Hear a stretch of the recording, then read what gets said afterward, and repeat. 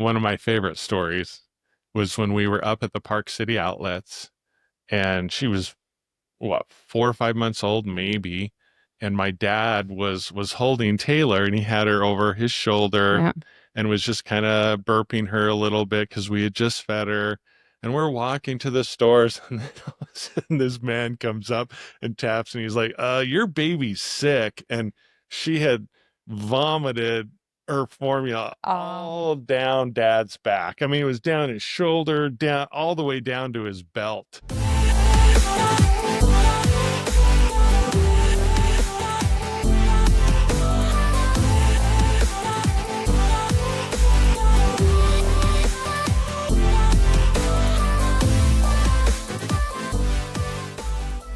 Hi, everybody. Welcome, and thanks for tuning in again. This is Marriage Tested. Love approved. I'm Chris, I'm Kendall. and we are the Salisburys.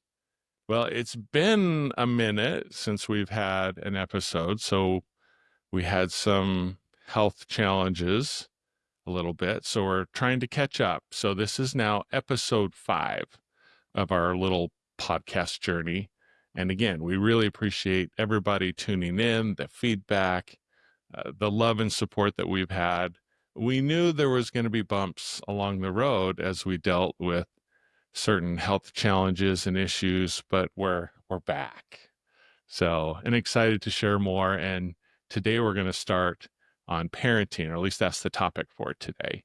But as we have done in the past, and something that we kind of really enjoy doing, is our little mini segment that we call approved or denied. So, Kendall, why don't you start us off with your approved and denied for this past week? Okay, thank you. Yes, we've definitely had a few challenges, a little bumps in the last 2 weeks, but we also have some great news. So I wanted to share my approved was that this past week I had my PET scan, which I have every 3 months because my cancer is aggressive. I have to have a PET scan every 3 months to make sure the cancer isn't coming back or is not progressing.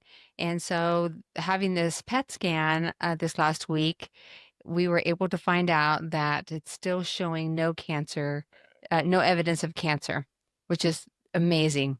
I've gone almost a year now without having the cancer return. So I'm just so thrilled with that. So that's the big one, and that's the one that we hold our breath a little bit every 3 months, because if the cancer shows, if there's regression of the disease, typically it will be on the PET scan where we see that. So all clear, that's an awesome approved. We can just kind of exhale a little bit. Yes.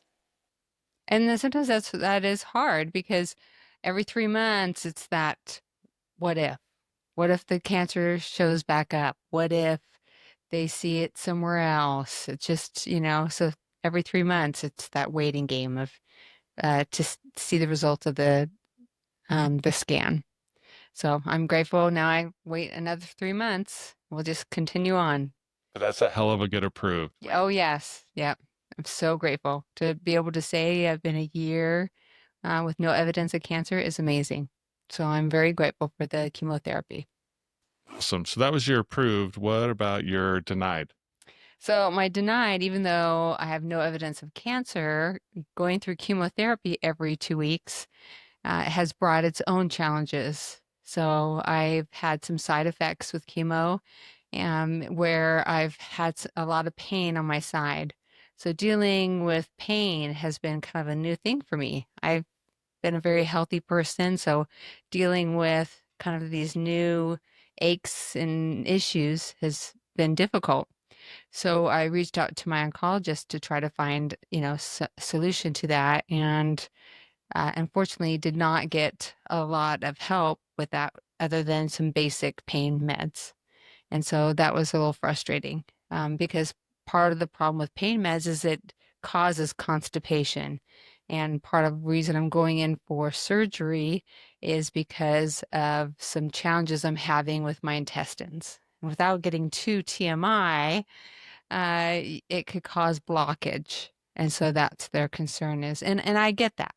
I get they're concerned that if they give me pain meds, it could cause constipation, which could cause blockage and so on and so on. But for me, who's dealing with pain, I would think that they would have some ideas to help a person who has stage 4 cancer to deal with pain. So that's kind of my denied is, you know, how do we not have some kind of way to help patients who are dealing with long-term or terminal cancer with pain? And I'll say it, but I thought this was one of your toughest weeks when it came to pain. Like severe, sharp, you didn't get much relief. So that was really hard. Again, being your spouse and your partner and your caregiver and your BFF, Mm-hmm. to watch you go through that kind of pain, gosh, it can be just so debilitating. You can't do the things you want to do. Even just basic activities become difficult. And so that was a rough week, honey, with the pain. So I'm really, really hopeful that the surgery will help alleviate that pain. Yes. Yeah, me too. What were your approved and denied? Mine are a little different, probably a little lighter version than what you did. But my approved was getting some things fixed. And we've talked about it before. I get really frustrated, and there's times where when I start to go dark or I start to get really down, I feel like everything is breaking and everything is broken.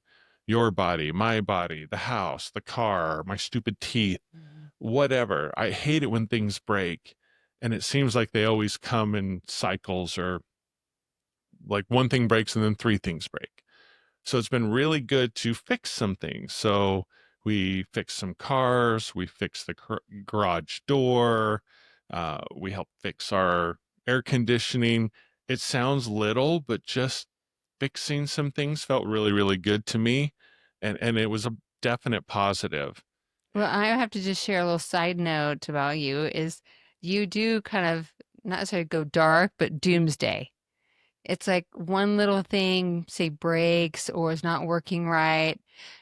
It's like the whole house, everything is breaking.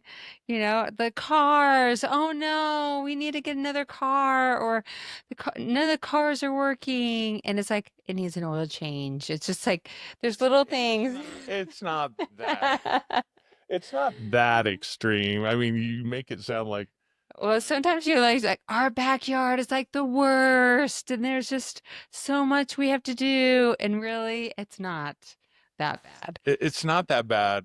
Sometimes it's boiling up, or one thing and bothers me, and then another thing bothers me, and I let it kind of build, and then when one thing breaks, it's like, then the dam breaks, Yeah. right? I guess is kind of It's how just it felt. funny. And I think even with your health, how many times do I tease you? Because you'll just say, oh, I have this, I have this so ache. Oh, my toe hurts. It's gout. I don't know. It's an infection. I think it's staph infection. I need to go to the emergency room. Well, what was it? I can't remember. It was something. And so now I tease him and I'm like, it's cancer.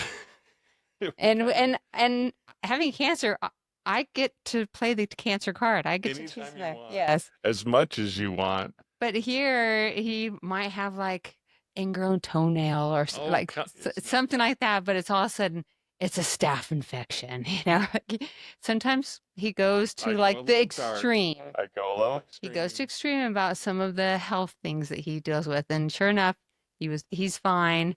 But sometimes I have to joke with him and say, It's not cancer. "Yeah." I'm like, "Oh no, it's cancer,"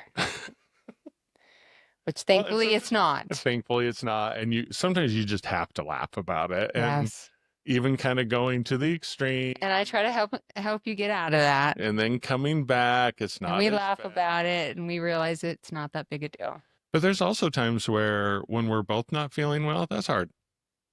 Yes. And you've been the one throughout our marriage and throughout most of your life where you've been very, very healthy. I've been the sick one. Yes. So this is total role reversal, which is super weird. Yeah. So that was my approved, which actually was a real good positive. I have a list of more things that I'm working on. And instead of feeling overwhelmed about everything is broken, everything needs to be fixed, I'm just like, okay, I'm going to fix this. I'm going to fix this, and just start checking them off my list because I know more things will break. But as I continue to fix things, I don't know, for whatever reason, that really helps me. And Hmm. I feel really positive about things when things get fixed. Yes. So a little part of my personality. Denied is a little bit different, but really, really irritates me. And this is a dumb one, but we had a night earlier where it was just the three of us, me, you, and CJ, our son CJ. And Carter was at work. So we're like, let's just go out to dinner, just the three of us. We don't get much time one-on-one sometimes with our sons. And so we had some gift cards and We're terrible at using gift cards. So just FYI, if don't ever send us gift cards. because it'll take us a year to get through those damn things. We have so many that we've never used. I don't know why we're just not very good at that. I think companies do that on purpose, hoping you'll never cash them in. We're one of those couples. Honestly, I would love some feedback. How many of you guys out there that have a drawer full of gift Our cards? stack of gift cards is like 3 or 4 inches deep of stupid gift cards. Yeah. Anyway, go ahead. Well, so we decided to take a dent out of those gift cards and we had some for Applebee's. We had a couple of them.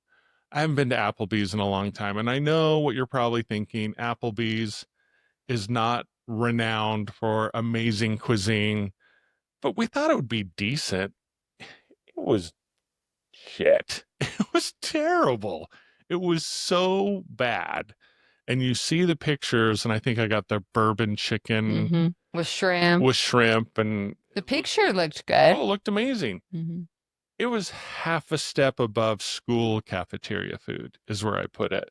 And Which he said loudly in the restaurant. like 7 times. And I'm just like, come on, you guys aren't even trying. And yet here we wanted to have a decent dinner. My hell, I can cook way better and I can barbecue way better. I'm like, this is a complete waste of time and a waste of money. Thankfully, it was a gift card. So whoever it was that gave us Applebee's, thank you. And we hate you at the same time. Well, you also compare it to your barbecue. You cook steaks at home.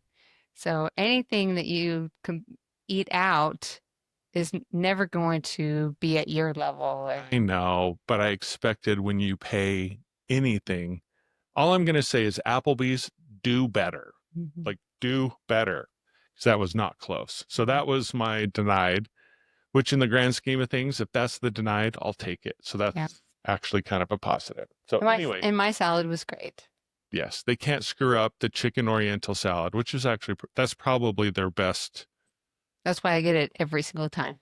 the best option at Applebee's. The rest of the stuff you can just toss. Yeah. So anyway, all right, approved and denied. Nice job. So some intense stuff, but also just the normal ups and downs of life. And we'd love to hear some of your ups and downs. What are some of your approved and denied during the week? Share with us some of your thoughts. All right.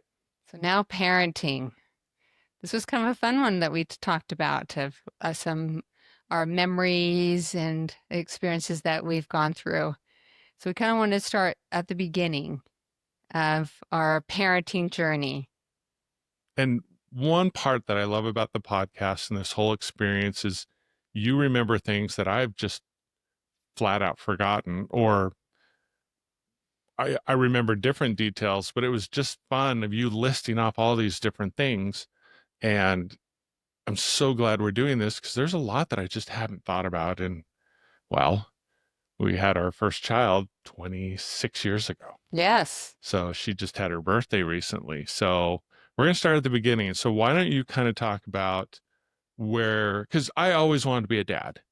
Like that to me was a 100% life goal. I wanted to find a spouse and a partner that wanted to have children with me. I came from, I was the oldest of 4 boys. I wanted a family and I wanted a decent sized family. I wanted that experience. I always wanted to be a father. Yeah, and I always wanted to be a mom, and I know we were on the same page. We said, even though we got married later in life, I was 26 when we got married, so we didn't want to wait too long to have kids, but we also wanted time where, like we have shared in earlier podcasts, that we were still getting to know each other. So I think we had decided we wanted to wait a year so we could take that time to get to know each other. And so on our honeymoon, or not honeymoon, sorry, our anniversary, Yep. we decided that would be a time we wanted to start trying. And sure enough, I think I got pregnant on our anniversary. On our anniversary. Yeah. 99% sure that's exactly the day it happened. And even though our first year was rough, like we talked before, I think that being pregnant and starting a family was a really good positive for us. Hmm. It came at the right time for the right reasons. It didn't feel rushed, but it was time. That was something I think we needed in our relationship Yeah. was to begin our family. Yeah. And it was just a really positive, happy time for us. So I loved being pregnant. I was just a happy, pregnant woman. I was teaching at the time. My students were super excited for me. And we did Lamaze classes. We decided on using a midwife. I mean, it was just a very positive time. And for all the women out there, don't throw hate on Kendall because she was one of those super happy pregnant people. I was never sick. Like what, one day maybe with Taylor, maybe two? Oh, yeah, if that. So I know when people, I'd run into other ladies who are pregnant, they're like, "Oh, are you having morning sickness?" And I'm like, "Nope, I just feel wonderful. I feel great." And I would just get those looks, because they would be sick or not feeling great. And I just loved it. Loved being pregnant. Well, and I know it's kind of a big thing now where couples will, the wife will, announce how, a fun way to tell her husband. It wasn't quite like that when we were first married. In fact, I think you just called me Yes, and we told me. had taken a pregnancy test, but we wanted a blood test. And so I think we did a pregnancy test. It came out positive. So I think we kind of knew there was a chance I was pregnant, but I wanted to do a blood test and I just couldn't wait to call you. And you called me, I think, on your because you had the test after work, and I was Yeah. still at work, and you called me. So I was far away. I wasn't close to where I could drive and tell you. So I just couldn't wait. So I called and I was crying and And it wasn't a big reveal or anything like that, but I do remembered that my whole life changed in that moment and how exciting that was and how excited I was to begin that new chapter. And I mean, I had no idea what was ahead, but I just remember that this was a big moment. This was one of those, you'll never be the same kind of moments. And I was really grateful for it. It was really positive. I didn't feel stressed at all. I was like, yes. So I think part of the lesson and where we had one of our friends kind of challenge us to go a little deeper with some of the things we talk about when it comes to parenting. And yes, it's part of your identity. It's part of who you are. I'm a husband, but I'm also a father. I'm a son. I'm a brother.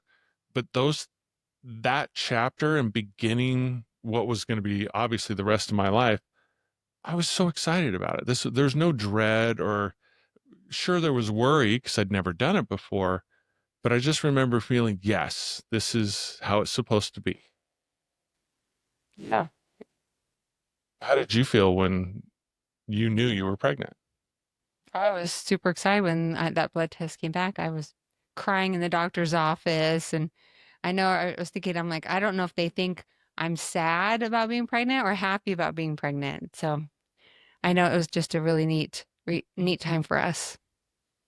And a big part of that was even having Taylor, finding out she was a girl. That was a really neat moment for us. Shoot, I thought it was going to be a boy because I was raised with all boys. So I thought it was totally going to be a boy. Nope. So I know both our moms were really excited about it. So when we went to go have Taylor, both our moms were there. We had the midwife there. We just really made it a positive experience. We even watched When Harry Met Sally, which is one of my favorite movies. So it was just a beautiful, beautiful time. I also really wanted to try to experience the birthing process as long as I could. So I went pretty far before I had an epidural. And then I think the things that had changed is once I started having Taylor. So once she came, my uterus didn't contract. And so they didn't know that. And so it was filling up with blood. And so when I went back to my room, and I got up to go to the bathroom, I passed Passed out out. and I had blood clots. It was just a huge mess. Anyway, they finally realized what was going on and they were able to give me a shot that made my uterus contract. So it was just a really scary time, but I also ended up being really anemic. I was very pale for a long time after having her. Oh, sweetheart, it was scary. It was really scary. You lost a ton of blood. I mean, you were hemorrhaging. Quite frankly, they should have done a transfusion. That's how much blood Mm-hmm. that you had lost.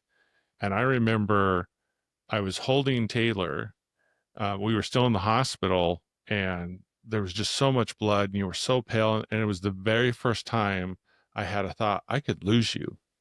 And here I am holding this little baby girl, and the thought went through my head, holy hell, I might be a single parent. Like, I didn't spend a lot of time thinking about that, but when nurses are rushing in and out and things are happening, it was scary. Yeah. It was scary, and I couldn't imagine going through that journey without you. Because the one of the really positive things about the whole experience is that you always included me in all the different phases of the pregnancy, whether it was Lamaze class, our discussions together about having a midwife, how we wanted to do it, pain medication. You included me in everything. And I think that's one of the building blocks of our marriage is that these were all shared experiences. You weren't dictating to me. I wasn't dictating to you. We really went through this as a couple and decided to do most of these things together. And there was a lot of discussion for each of those things so that when it did happen, like the Lamaze class, I had no idea what that was about, but I remember going to the hospital and going through the breathing exercises. We did it together. And I think that's one of the key things of parenting is it's not me versus you, you versus me. It really is a team sport and a team activity and a team experience. And I've always felt that way with you. I'm so glad that you shared that. I feel the same way. I feel like before we had her, we talked about a lot of those things, how we were going to raise her, how we were going to parent, what was important when we went to go, in the birthing process. We were on the same page with the Lamaze class, all those things. So that was really comforting to me and also just gave me that faith in you, knowing we're on the same page. So I felt like that was really good. So even going through that, where I was really pale and weak and worried about blood clots and all that was happening in the hospital. I mean, you were right there by my side through all of that. So I'm very grateful. And I think that's why, even as some of the challenges, because even after the delivery, that in a way was just a start of a challenge, because then there was breastfeeding. Yeah. So maybe talk about that, because man, that was rough, Yeah. rough, rough. So, Taylor was my first. I didn't know much about breastfeeding. So, I mean, she was born in 99, but back then, they just said, okay, here you go home. And so she never latched on correctly. So I struggled with breastfeeding. But we hired like a breastfeeding specialist. I went to breastfeeding classes.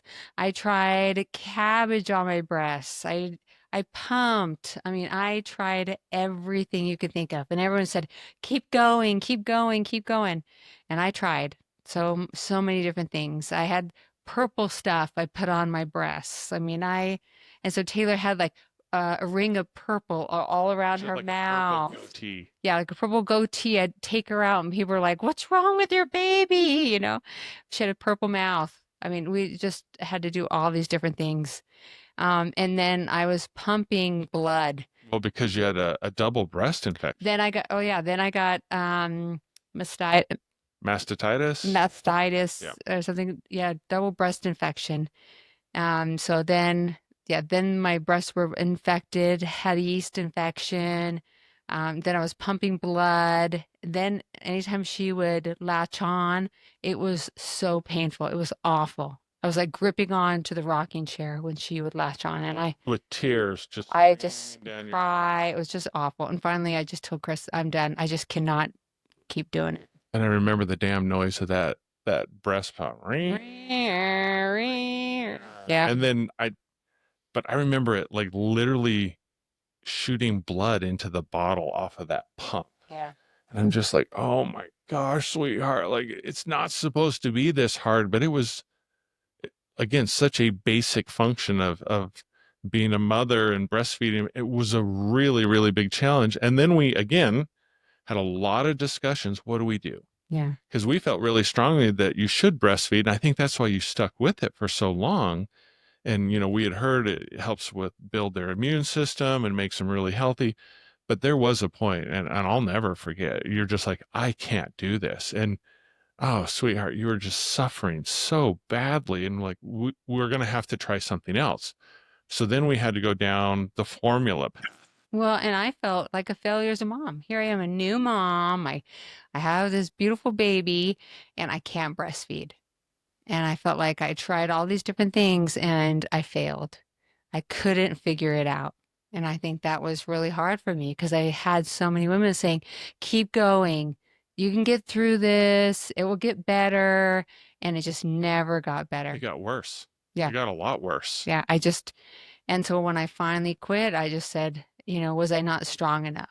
Was I not, good at this? Or am I not going to be a good mom because I didn't breastfeed her long enough, And so I think as women, we go through those thoughts because, as society, tell you need to breastfeed, you have to do these things. And I realized after that, I'm like, I did as much as I could. And I got to do what's best for me and my baby because I wanted to bond with her so badly. And I knew gripping onto the rocking chair, crying is not a way that I'm going to bond with my child. And that's what was most important. And you With start that. to dread it. Like, Oh, absolutely. and who's to blame you? I mean, it was a hellish experience.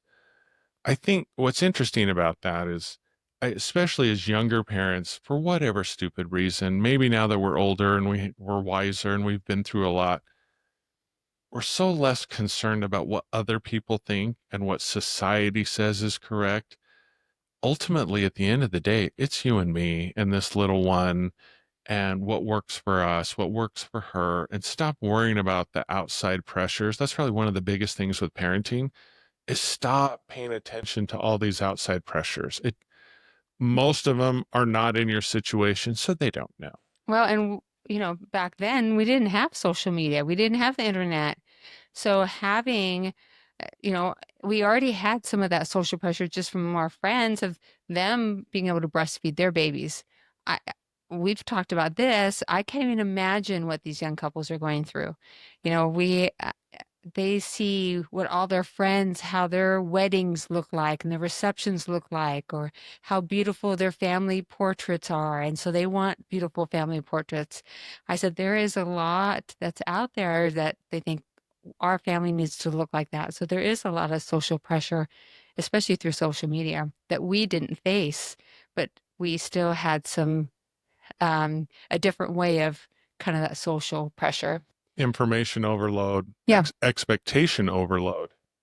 Yeah. So we switched and went to formula, but then that brought a whole new basket of challenges. So Taylor did not do well with formula either. She ended up being our projectile vomiter. So Taylor was the happiest baby.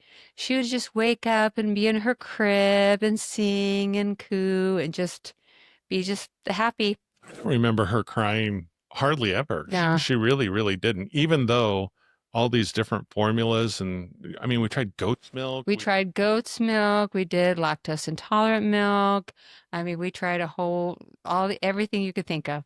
And she would just be sitting there smiling, cooing, and all of a sudden, like seriously, projectile vomit of everything that was in her stomach she'd throw it all up. And she wouldn't cry. And she didn't cry. And then she would just go back to smiling right after it. But it would go all over her. It would go all over whoever was holding her. Like I always had multiple outfits because sure enough, it wouldn't matter where we were, she was going to throw up everywhere. Oh, one of my favorite stories was when we were up at the Park City outlets, and she was what, 4 or 5 months old, maybe.